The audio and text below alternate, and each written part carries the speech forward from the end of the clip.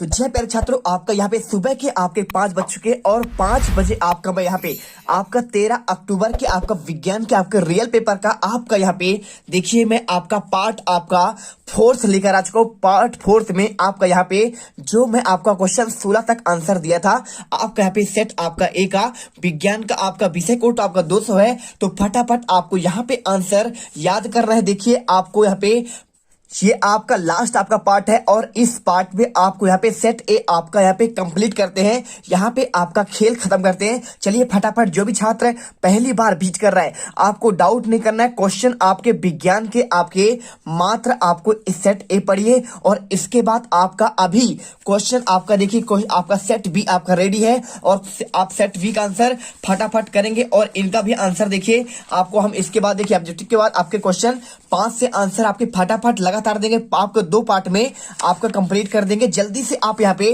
पहले आप इसे पार्ट 4 देख लीजिए और आपको सेट भी आपको अभी के अभी आपको दिन आपके 12 बजे के पहले आपको देख लेना है। देखिए सबसे पहले आपको यदि आपने इसका आपने ऑब्जेक्टिव का आंसर नहीं देखा है तो एक बार आप यहाँ पे इसका आंसर देख सकते हैं। देखिए पहले का आंसर और इसके बाद आपका दूसरे का आंसर। देखिए पहले का आंसर सोडियम हाइड्रोजन कार्बोनेट, दूसरे का आंसर 0 से 14 और आपका तीसरे का आंसर आपको यहाँ पे C2H5OH, पांचवें का आंसर आपका उपचयन और छठे का आंसर आपका एंजाइम और सातवें का आंसर आपका यहाँ पे पत्ती और आठवें का आंसर देखिए आपका यहाँ पे आपका देखिए उष्मा सिक्षेपी और आपका यहाँ पे छोटिया। ठीक है, और इसके बाद आपके रिक्त स्थान वाले क्वेश्चन आते हैं। पहले का आंसर आपको यहाँ पे न्यूरॉन्स, दूसरे का आंसर आपको यहाँ पे अग्र मस्तिष्क, तीसरे का आंसर आपको यहाँ पे आधा, चौथे का आंसर आपका अविलंब और पांचवे का आंसर आपका प्रकाश, छठे का आंसर आपका यहाँ पे शुद्ध जल कमान आपका 7, आध्यात्मिक ऑक्साइड अम्लीय प्रकृति के होते हैं। और इसके बाद आपके सही जोड़ी आपको यहाँ पे दिए गए हैं मास्टर ग्रंथि पीयूष और इसके बाद मादा हार्मोन आपका एस्ट्रोजन प्रोजेस्टेरॉन और डायप्टर है आपका लेंस की क्षमता, अपता लेंस की क्षमता आपका ऋणात्मक, टिंडल प्रभाव, घने जंगल में बितान से सूर्य का गुजरना और इसके बाद तारों का टिमटिमाना आपका यहाँ पे हो जाएगा। आप देखिए क्या हो जाएगा आपका वायुमंडलीय अपवर्तन और इसके बाद नेत्र रोग आपका कम प्रकाश में धुंधला दिखाई देना। और एक बार उत्तर देखिए किस हार्मोन कमी से मधुमेह रोग होता है, आपका इंसुलिन और मनुष्य में आयोडीन कमी से होने वाला रोग आपका घींघा। और इसके बाद तीसरा क्वेश्चन मनुष्य में मस्तिष्क और मेरुरज्जु मिलकर कौन सा आपका तंत्र बनाते हैं, केंद्रीय तंत्रिका तंत्र। और तारों के टिमटिमाने का मुख्य कारण आपका वायुमंडलीय अपवर्तन। और इसके बाद जो आपका यहाँ पे मेन स्टार्ट होता है क्वेश्चन आपका यहाँ पे देखिए आपका 5वां देखिए क्या लिखा है, आपका दर्पण सूत्र की बात कर रहा है। आपको आंसर यहाँ पे 1 आपका F करना है। इस 1/F बराबर 1/V प्लस आपका 1/U। अपवर्तनांक किसे कहते हैं, तो आपतन कोण की ज्या और अपवर्धन कोण की ज्या के अनुपात को अपवर्तनांक कहते हैं। और रेगिस्तान की मारीचिका किस क्रिया का उदाहरण है, आपको आंसर पूर्ण आंतरिक परावर्तन। और 5वां देखिए आपको यहाँ पे ये क्वेश्चन था, आपको यहाँ देखिए 5वें से आपको यहाँ पे आपको देखिए आपको इसका आंसर मैंने आपको यहाँ पे ऑलरेडी आपको कहाँ तक दे दिया था क्वेश्चन आपको यहाँ पे आपका 11 तक पहले आपको दूसरे पार्ट में दिया था। ठीक है, दूसरे पार्ट में क्वेश्चन 11 तक का आंसर मैंने दिया था और इसके बाद तीसरे पार्ट में आपको यहाँ पे देखिए आपका 12 से लेकर आपका प्रॉपर आंसर कहाँ तक आपका 16 तक आंसर मैंने आपको दे दिया है। और क्वेश्चन 17 का आंसर देखिए 17 से आंसर आपको इस पार्ट में फटाफट चलिए देते हैं। क्वेश्चन 17 देखिए क्या लिखा है, मस्तिष्क के विभिन्न भागों के नाम और उसके आपको यहाँ पे कार्य आपको लिखने हैं। तो सबसे पहले आपको इसके मस्तिष्क के आपके यहाँ पे आपके देखिए आपको 3 प्रकार होते हैं। ठीक है, आपको 3 आपके भाग के नाम देखिए आपका यहाँ पे होता है। आपको पहला देखिए आपको इसमें पहला आपका होता है अग्र मस्तिष्क और दूसरा आपका यहाँ पे होता है आपका मध्य मस्तिष्क। ठीक है, पहले आप इसके मस्तिष्क का सबसे आगे का भाग जो आपका प्रमस्तिष्क और हाइपोथैलेमस का बना होता है अग्र मस्तिष्क कहलाता है। और दूसरा मध्य मस्तिष्क है। मस्तिष्क का वह भाग जो आपका अग्र मस्तिष्क को आपको पश्चिम मस्तिष्क से आपका जोड़ता है, उसे कहते हैं आपका मध्य मस्तिष्क। और तीसरा आपका यहाँ पे पश्चिम मस्तिष्क आंसर मस्तिष्क का अंतिम भाग जो आपका अनुमस्तिष्क पोन्स बेरिलाई एवं आपका है मेडुला आपका ऑब्लांगेटा का बना होता है, पश्चिम मस्तिष्क कहलाता है। अब इसके देखिए और आपको इनके आपको कार पूछा गया है तो कार चलिए आपको यहाँ पे दिखा देते हैं आपको इनके कार क्या होते हैं। तो यहाँ पर देखिए आपको यहाँ पे आपके कार की बात करें तो आपको यहाँ पे 4 कार दिए गए हैं, आपका पहला कार और दूसरा कार और तीसरा कार और आपका चौथा कार। ठीक है, मात्र आप ये 4 कार लिख दीजिए, आपके पूरे नंबर आपको मिल जाएंगे। देखिए समस्त इच्छित क्रियाओं का नियमन और नियंत्रण करता है और यह बुद्धि, विचार, स्मृति, अनुभव और मनोभाव आदि का केंद्र होता है। और जिन मनुष्यों में भी इसका विकास कम होता है वे मंद बुद्धि होते हैं। चौथा, यह तंत्रिका तंत्र के अनशेष भागों पर नियंत्रण रखता है। चलिए इसके बाद क्वेश्चन देखिए नेफ्रॉन की संरचना आपका इसका कार्य विधि बताना है। आपको सबसे पहले नेफ्रॉन की आपको संरचना बताते हैं, इसके बाद आपको इसका आपको कार्य विधि भी आपको यहाँ पे आपको बता देंगे। बिल्कुल बहुत ही सिंपल आपका आंसर है। देखिए आपको नेफ्रॉन की आपको संरचना आपको यहाँ पे ये मिल जाएगा प्रॉपर, आपको पूरे नंबर आपको यहाँ पे चित्र बनाने पर मिल जाएंगे। आप यहाँ पे देखिए कि इसका गुच्छ यहाँ पे होता है बोमन, आप कैप्सूल होता है, धमनी होता है, सिरा होता है, यहाँ पे संग्रहण नलिका आपका होता है, और ये आपका केशिका, और ये आपका मूत्र आपका नलिका। ठीक है, आपका नेफ्रॉन का संरचना हो गया। अब यहाँ पे देखिए आपको यहाँ पे इसका क्या लिखना है, आपको इसका कार्य विधि का वर्णन कैसे करना है आपको वो दिखा देते हैं। तो यहाँ पर देखिए आपको लिखना है वृक्क आपके आधारी निस्यंदन एकक बहुत बारीक भित्ति वाली रुधिर कोशिकाओं का गुच्छा होता है। वृक्क में प्रत्येक गुच्छे में एक नलिका के कप के आकार का आपका सिरी के अंदर होता है और इसमें छने हुए मूत्र को इकट्ठा करती है। हर वृक्क में ऐसे अनेक आपका निस्यंदन एकक होते हैं जिसमें वक्राणु नेफ्रॉन कहते हैं। ये आपस में निकटता पैक करते हैं और आरंभ में ग्लूकोज, अमीनो अम्ल, लवण आदि कुछ आपके पदार्थ निष्पन्न आपका रह जाते हैं, और जैसे जैसे मूत्र प्रवाहित होता है पदार्थों का आपका चयनित छनन हो जाता है। वक्राणु में डायलिसिस का आपका थैला भी कहते हैं, क्योंकि इसका प्याले नुमा संरचना आपका बाउमेन संपुट पर आपका स्थिर गुच्छा का दीवारों पर छनता है। रक्त में आपका उपस्थित प्रोटीन के अणु बड़े होने पर आपका छन नहीं पाते और ग्लूकोज और लवण के छोटे अणु होने के कारण आपका छन जाते हैं। ठीक है, आपको आंसर कर देना। और इसके बाद देखिए क्वेश्चन आपका यहाँ पे लिखा है तारे क्यों आपके टिमटिमाते हैं, आपको इसका आंसर यहाँ पे देना है। और कांच के प्रिज्म द्वारा आपका श्वेत प्रकाश के वर्ण विक्षेपण की प्रक्रिया आपको समझाना है। तो चलिए आपको यहाँ पे इसका आंसर आपको यहाँ पे सिंपल सा देखिए आपको क्वेश्चन आंसर आपको यहाँ पे मिल जाएगा। तारे का टिमटिमाना की प्रक्रिया का उदाहरण है। आपको आंसर यही पर आंसर आपको पूरा लिखना पड़ेगा। पृथ्वी की सतह ऊपर जाने पर आपको वायुमंडल का घनत्व और उसका अपवर्तनांक कम होने लगता है। इसके साथ ही पृथ्वी पर ताप परिवर्तन के कारण आपका वायु कणों में गतिशीलता के कारण विभिन्न परतों में आपका घनत्व परिवर्तित होता है। अतः किसी तारे में आने वाली किरणें लगातार अपना मार्ग बदलती रहती है, जिसके कारण पृथ्वी पर आपका स्थित प्रेषक की आपकी आंखों में प्रवेश होने वाली अपकिरण की संख्या भी लगातार बदलती रहती है। अतः तारे टिमटिमाते हुए दिखाई देते हैं। आपको आंसर थोड़ा सा और लिखना है यहाँ पे। देखिए लिखना है आपको यहाँ पे चंद्रमा तारों के पश्चिम में पृथ्वी के बहुत समीप है। चंद्रमा से हमें इतना प्रकाश मिलता है कि वायु परतों के घनत्व में होने वाले परिवर्तन के कारण प्रेषक की आंखों में प्रवेश करने वाले किरणों का उल्लेखनीय आपका परिवर्तन नहीं हो पाता। अतः चंद्रमा स्थायी रूप से आपका चमकता रहता है। ठीक है, आंसर आप कर देना है। और इसके बाद क्वेश्चन देखिए यहाँ पे कांच के प्रिज्म द्वारा आपका श्वेत प्रकाश के विक्षेपण की प्रक्रिया। तो देखिए आपको क्वेश्चन आपको यहाँ पे सेम क्वेश्चन आपको यहाँ पे दिया गया है। आपका श्वेत प्रकाश में वर्ण विक्षेपण को आपको चित्र बनाना है और आपको यहाँ पे वही पर आपको यहाँ पे देखिए वर्ण विक्षेपण की प्रक्रिया को आपको यहाँ पे लिखना है। ठीक है, तो सबसे पहले तो आपको यहाँ पे आपको चित्र आपको बनाना है। आपका ये देखिए श्वेत आपका प्रकाश है, प्रिज्म है। ठीक है, इससे जैसे ही प्रकाश गुजारेंगे तो आपको 7 रंग में बढ़ जाता है। पहले आपका यहाँ पे देखिए लाल, नारंगी, पीला, हरा, नीला, जामुनी, बैगनी। ठीक है, और इसी से आपका ट्रिक निकलता है आपका बैजा नीह पीनाला। ठीक है, अब इसके बाद देखिए इसे बीफ डोर बोलते हैं आपको इंग्लिश में। आपको यहाँ पे लिखना है श्वेत प्रकाश को प्रिज्म से गुजारने पर निर्गत किरणें द्वारा बनाए गए 7 रंगों के आपको श्वेत प्रकाश का आपका वर्णक्रम कहते हैं, और इनमें निर्गत 7 रंगों का आपका यहाँ पे क्रम निम्नानुसार है। इसे ही आपका वर्णक्रम कहते हैं। ठीक है, और जिसे आपको यहाँ पे कहते हैं क्या कहते हैं, आपका वर्ण विक्षेपण का घटना कहते हैं। बैगनी, जामुनी, नीला, हरा, पीला, नारंगी और लाल आपको यहाँ पे लिखना पड़ेगा। और इसके बाद देखिए आपका निकट दृष्टि दोष क्या है, कारण और आपका यहाँ पे निवारण, और आपको चित्र बनाना है। तो ये क्वेश्चन आपका बहुत ही सिंपल है, बस आपको यहाँ पे कुछ नहीं करना है। आप इसमें जाएंगे तो आपको यहाँ पे ये क्वेश्चन मिल जाएगा निकट दृष्टि दोष।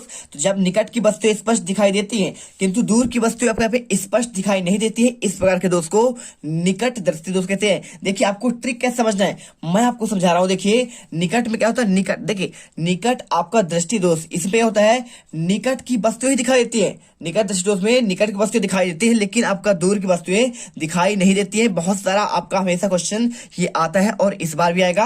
और इसका निवारण देखिए क्या है, इस दोष के निवारण के लिए आपको यहाँ पे अवतल लेंस का आपका उपयोग किया जाता है। आपको ये चित्र बनाना पड़ेगा। ठीक है, स्वस्थ नेत्र आप कैसा होता है, और आपका निकट दृष्टि दोष वाला आपको यहाँ पे देखिए निकट की वस्तु दिखाई देती है लेकिन दूर की वस्तु दिखाई नहीं देती है। और इसके बाद देखिए क्वेश्चन आपको यहाँ पे क्या दिया गया है, ये आपका हो गया। और इसके बाद आपका यहाँ पे क्वेश्चन आता है आपका 20वां। ठीक है, चलिए आपको 20वां दिखाते हैं। आपको यहाँ पे ये मिल जाएगा आपको क्वेश्चन। आपको यहाँ पे अथवा वाला देखिए क्वेश्चन दूर दृष्टि दोष क्या है, इसके कारण और आपको यहाँ पे निवारण बताना है। देखिए निकट का हो गया, अब यहाँ पे आपको यहाँ पे दूर दृष्टि दोष का भी आपको पढ़ना है। तो आपका ये लिखा गया है, देखिए जब दूर की वस्तुएं, अब दूर दृष्टि दोष में क्या होगा, आपका दूर की वस्तुएं दिखाई देंगी अच्छे से लेकिन निकट की ही वस्तुएं दिखाई नहीं देती है। ठीक है, आपको यहाँ पे वही लिखा है, देखिए जब दूर की वस्तुएं स्पष्ट दिखाई देती है किंतु निकट की वस्तुएं स्पष्ट दिखाई नहीं देती है, तो इस प्रकार के दोष को दूर दृष्टि दोष कहते हैं। और इस दोष के निवारण के आपको यहाँ पे उत्तल लेंस का, किसका, आपका उत्तल लेंस का उपयोग करते हैं। आपका सोचने ऐसा होता है, आपका दोनों समान ही होगा। और आपको यहाँ पे देखिए, आपको यहाँ पे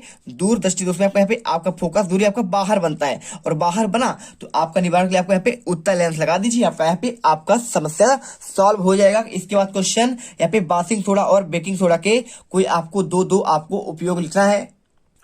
तो चलिए, आपको यहाँ पे आंसर, आपको यहाँ पे क्वेश्चन मिल जाएगा। आपको सेम क्वेश्चन, धोने का सोडा और बेकिंग सोडा के दो आपका उपयोग। तो आपका पहले लिखना है धोने के सोडे का। देखिए, इसका उपयोग कांच, साबुन तथा कागज उद्योग में किया जाता है, आपको ये लिख देना है। और इसके बाद देखिए, इसका उपयोग सोडियम यौगिक जैसे बोरेक्स के निर्माण में किया जाता है। और बेकिंग सोडा देखिए आपका यहाँ पे, इसका उपयोग एंटासिड के रूप में आपका किया जाता है। और इसका दूसरा, इसका उपयोग सोडा अम्ल आपका अग्निशामक यंत्र में आपका किया जाता है। आप ये आंसर करिए। और इसके बाद देखिए, बहुत ही प्यारा आंसर है। और इसके बाद अम्ल का आपका झिल्ली विलयन आपका विद्युत का चालन क्यों करता है, आपको ये बताना है।